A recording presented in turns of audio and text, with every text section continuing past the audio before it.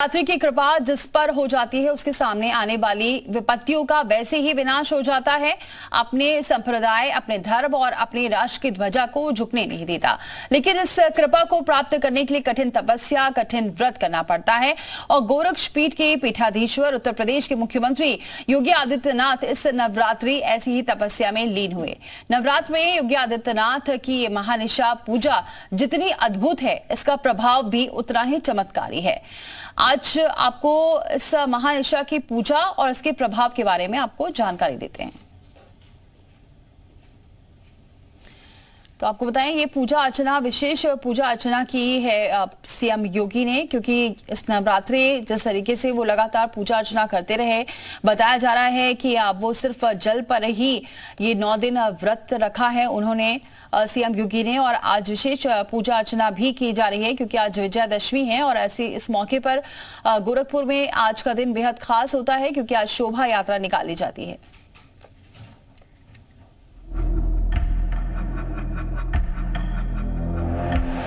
उत्तर प्रदेश के गोरखपुर में मौजूद गोरखनाथ मंदिर। नवरात्र की सप्तमी खत्म हो रही थी, अष्टमी तिथि की शुरुआत होने वाली थी। उत्तर प्रदेश के मुख्यमंत्री योगी आदित्यनाथ लखनऊ में अपना काम निपटाकर समय से पहले गोरक्ष पीठ पहुंच चुके थे।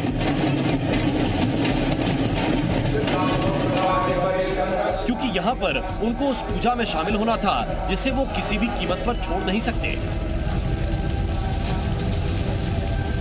उनके आने से पहले यहां पर पुरोहितों ने पूरी तैयारी कर ली थी। हवन कुंड तैयार था। गोरक्ष पीठ के सबसे विद्वान वेद पाठी ब्राह्मण एक विशेष कक्ष में मौजूद थे। मां की मूर्ति के सामने वो सभी पदार्थ रखे हुए थे जिनके जरिए ये विशेष अनुष्ठान किया जाना था। घड़ी की सुई रात 9 बजे के आसपास थी। वेद पाठी ब्राह्मणों ने दुर्गा सप्तशती के श्लोकों का उच्चारण शुरू किया। इसके बाद विशेष मंत्रों के साथ वो पूजा शुरू हो गई जो साल में सिर्फ एक बार होती है। और आज हम आपको इस अनुष्ठान के हर उस रहस्य के बारे में बताएंगे जिसकी वजह से योगी आदित्यनाथ चाहे कुछ भी हो जाए, इस खास तारीख पर गोरखनाथ धाम में मौजूद रहते हैं। ओम जयंती मंगला काली भद्रकाली कपालिनी दुर्गा समा शिवा धात्री स्वाहा सुधा नमस्तुते। ओम स्वाहा। जय मां कालरात्रि मित्रों, मैं योगी उमेशपुरी एक खास कार्यक्रम, एक विशेष कार्यक्रम गोरखपुर के अंदर जो गोरक्ष पीठ है उसके अंदर प्रत्येक वर्ष होने वाली महानिशा पूजन, जिसको प्रत्येक वर्ष उत्तर प्रदेश के यशस्वी मुख्यमंत्री योगी आदित्यनाथ के द्वारा किया जाता है। हमारे मन में भी प्रश्न आता है और अनेक लाखों दर्शकों के मन में प्रश्न आता है, अर्थात ये महानिशा पूजन है क्या? आज हम उसी पे चर्चा करने वाले हैं। एक ऐसा अनुष्ठान जो मां कालरात्रि की कृपा का पात्र बनाता है। एक ऐसी तपस्या जिसे करने वाले साधक पर कोई विपत्ति आ ही नहीं सकती।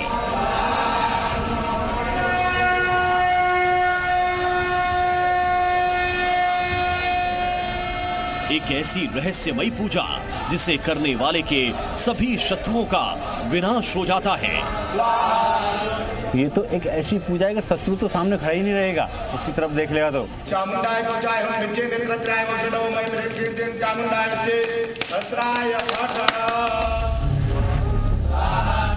गोरक्ष पीठाधीश्वर और यूपी के मुख्यमंत्री योगी आदित्यनाथ की सभी बाधाओं को दूर करने वाली शक्तिशाली महानिशा पूजा संपन्न हो चुकी है। जो पुरोहित इस पूजा में योगी आदित्यनाथ के साथ मौजूद थे, उन्होंने इसका प्रयोजन भी बता दिया है। दसों दिशायाम जय विजय कामना हेतवे निशा पूजा अहम करिसे। 10 दिशाओं में विजय की कामना के लिए निशा पूजा किया जाता है। लेकिन कैसे की जाती है ये विशेष पूजा? जिसे करने वाले साधक के जीवन में विपत्ति लाने की सोचने वाले विपत्तियों से घिर जाते हैं।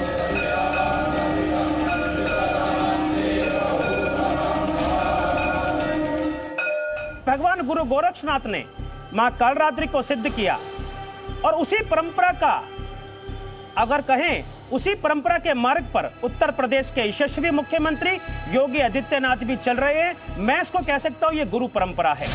और इस महानिशा पूजा के अंदर अगर मां कालरात्रि की विधि विधान से पूजा की जाए तो निश्चित तौर पर मां कालरात्रि अपने भक्तों पर विशेष कृपा करती हैं। सप्तमी खत्म होने और अष्टमी की शुरुआत में रात्रि के खास प्रहर में ये विशेष पूजा की जाती है, जिसकी तैयारियां पुरोहित काफी पहले से शुरू कर देते हैं। निशा पूजा यदि आप करना चाहते हैं तो निशा का मतलब हो गया रात्रि काल बेलायाम, यानी कि 4 दिन के पहर होते हैं, 4 रात्रि के पहर, टोटल 8 पहर हो गए। 8 पहर में जो है कि दिन का जो 4 पहर होता है उसको छोड़ करके 5वां पहर छोड़ करके 6वां पहर छोड़ के 7वें पहर में निशा पूजा का विधान है। शशांक शास्त्री महानिशा पूजा के वक्त योगी आदित्यनाथ के साथ मौजूद रहते हैं। उन्होंने बताया जिस स्थान पर यह महानिशा पूजा होती है वो कितना विशेष है। हमारे वहाँ जो शक्तिपीठ है जहाँ पे प्रतिदिन दुर्गा सप्तशती का पाठ चलता है, 11 ब्राह्मण ऊपर शक्तिपीठ में और 11 ब्राह्मण यहाँ नीचे शक्तिपीठ में दुर्गा सप्तशती का प्रतिदिन पाठ करते हैं। तो वहीं पे शक्तिपीठ के अंदर ही वहाँ का निशा पूजा होता है। योगी आदित्यनाथ जिस नाथ संप्रदाय से ताल्लुक रखते हैं उसमें महानिशा पूजन का विशेष तरीका कैसा होता है, कैसे नाथ संप्रदाय के साधु मां कालरात्रि को प्रसन्न करते हैं, ये दिखाने के लिए हमारी टीम पहुंची उज्जैन के भर्तहरि गुफा में, जहां नाथ संप्रदाय के साधुओं का सिद्ध स्थान है। योगी आदित्यनाथ हूबहू ऐसे ही पूजन करते हैं। आप वहां पर देखेंगे तो वो पूजन सामग्री आपको नजर आएगी। 2 अलग अलग पात्रों में आपको लाल मिर्च नजर आएगी।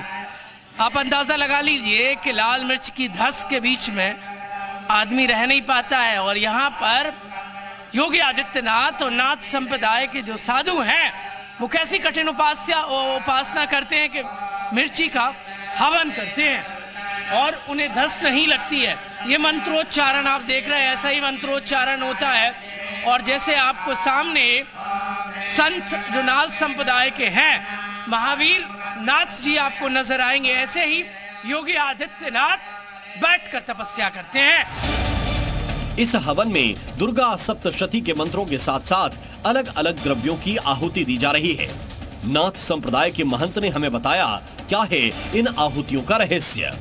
रात को जो हवन और पूजन होती है बिल्कुल हूबहू ऐसे ही होती है, योगी आदित्यनाथ करते हैं। मिर्ची से तो धस लगती है लेकिन नहीं, ये माँ भगवती को मिर्ची ही चढ़ती है, माँ भगवती बुगलामुखी को। अच्छा। और माँ पीताम्बरी माता को ये ही चढ़ती है, इसी की ही पूजा होती है यहाँ पर। सर्व शत्रु सर्व व्याधा कार्य क्षेत्र, जब इसी पूजा जब योगी आदित्यनाथ जी करते जब तो उनके सामने सर्व शत्रु सर्व व्याधा सर्व कष्ट नहीं टिकता है।